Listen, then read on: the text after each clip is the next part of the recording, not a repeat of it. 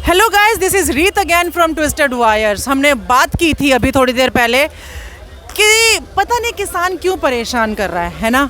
हमने बात की थी, एक काम करते हैं, किसान हमें तंग कर रहा है, लेट्स बॉयकॉट किसान। हम अनाज, हम मैदा, हम सब कुछ बॉयकॉट करते हैं, जैसे हम चाइनीज़ आइटम्स बॉयकॉट की थी। किसानों को भी पता चले हमें परेशान कर रहे हैं, ऐसा हो नहीं सकता, क्योंकि पिज़्ज़ा बर्गर के लिए भी मैदा चाहिए, वो वहीं से आएगा। मजबूरी है हमारी कि हमें इनको ना थोड़ा सपोर्ट करना पड़ेगा। सरकाज़म असाइड, बात करते हैं यहाँ पर। सर, अपना नाम बताएंगे प्लीज़? वीरेंद्र वशिष्ठ। वीरेंद्र वशिष्ठ जी, पिछली बार जो हमने वीडियो बनाई थी उसमें मोस्ट ऑफ द क्वेश्चंस थे कि ये सरदारों का आंदोलन है। आई बिलीव, जितनी मेरी हिंदी की नॉलेज कहती है, Vashishtha is not a Sikh. Sir, Sikh तो नहीं है आप? नहीं, मैं हरियाणा से हूँ और हिंदू हूँ, ब्राह्मण हूँ।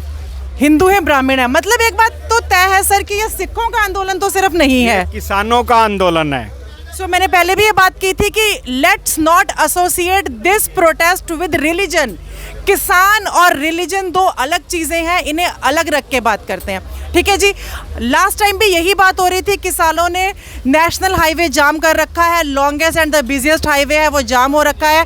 जो लोग हैं वो बात कर रहे हैं कि इससे देश का नुकसान हो रहा है। कैसे नुकसान हो रहा है जी, बात करते हैं वशिष्ठ जी से। सर, क्या कहना चाहेंगे इस बारे में? देखिए, आप और मैं आपके माध्यम से पूरे देश को बताना चाहता हूँ कि आज पहली बार कृषि पे डाका नहीं डाल रही हैं सरकारें।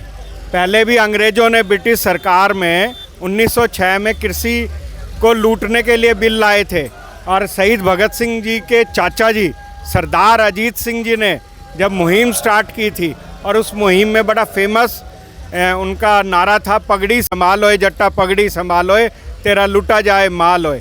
आज वही हालात है।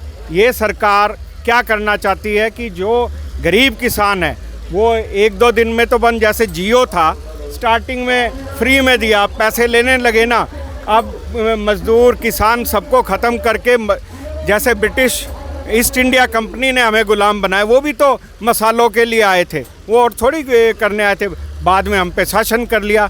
आज यही है, आज जैसे टेलीकॉम इंडस्ट्री में एक कंपनी का वर्चस्व हो गया है, कुछ दिन के बाद कृषि पर भी डाका डल जाएगा। आज हर चीज़ रिसेशन में चल रही है, तो ये बड़ी कंपनियों की आंखें जो है वो खेती पर है, क्योंकि खेती कभी ख़त्म ना होने वाला बिजनेस है। जैसा आप कह रहे थे, पिज़्ज़ा बर्गर, चाहे कोई भी भोजन हो, बगैर किसान के भोजन मिल नहीं सकता, इसलिए इनका टारगेट किसान पर है।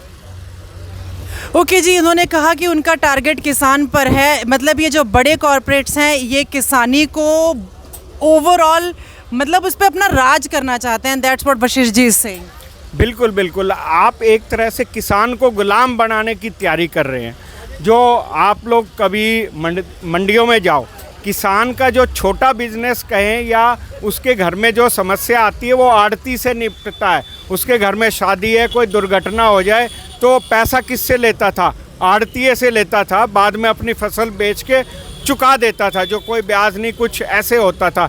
हाँ, ये संबंध पुराने रहे हैं। आज बिचौलियों की बात कर रही है सरकार, फिर अडानी और अंबानी की क्यों बिचौलिए हो रखी है?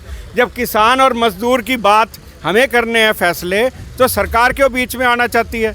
मजदूरों के और किसानों की जो बात है हम अपने आप कर लेंगे कंपनियों से बात, वो हटे हमारे बीच में। हम तो यही कहना चाहते हैं ना, सरकार कह रही है बिचौलियों को ख़त्म कर रहे हैं। बिचौलिए तो सबसे बड़े ये सरकार के लोग बन गए, तो इन बिचौलियों को ख़त्म करने के लिए लोग बैठे हुए हैं। तो गाइज, एक बात कहूँगी कि अभी ये लोग बैठे हैं, ये बिचौलियों को हटा के हटेंगे।